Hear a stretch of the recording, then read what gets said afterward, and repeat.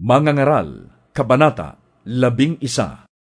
Maghagis ka ng tinapay sa gitna ng karagatan, at may mapapakinabangan ka pagdating ng araw. Hatiin sa 7, sa 8 ang kalakal mo, pagkat di mo masisiguro kung ano ang kasamaang mangyayari sa mundo.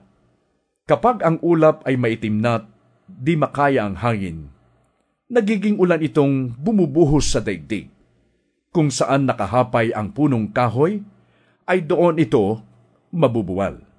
Ang naghihintay sa pagtigil ng hangin ay di kailanman makapaghahasik ng kanyang binhi.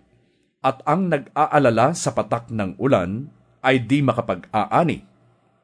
Kung hindi mo maaaring malaman kung paanong ang hininga ay pumapasok sa katawan ng isang sanggol na nasa sinapupunan ng kanyang ina, lalong hindi maaabot ng isip mo kung paano ginagawa ng Diyos ang lahat ng bagay. Sa umaga, inihahasik mo ang iyong binhi. Hindi ka tumitigil sa paggawa hanggang gabi, sapagkat di mo tiyak kung alin ang magbibigay sa iyo ng tagumpay. O kaya'y umaasa kang lahat ay iyong papakinabangan. Masarap ang nasa liwanag, at kay gandang pagmasdan ang araw.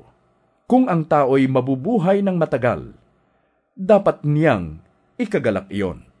Ngunit alalahanin niyang ang darating na panahon ng kadiliman ay mas mahaba. Lahat ng mangyayari ay walang kabuluhan. Magalak ka, binata, sa panahon ng iyong kabataan. Gawin mo ang gusto mo at lahat ng kaakit-akit sa paningin mo. Ngunit tandaan mong ang lahat ng ito'y iyong ipagsusulit sa Diyos. Iwaksi mo ang alalahanin at mga kabalisahan.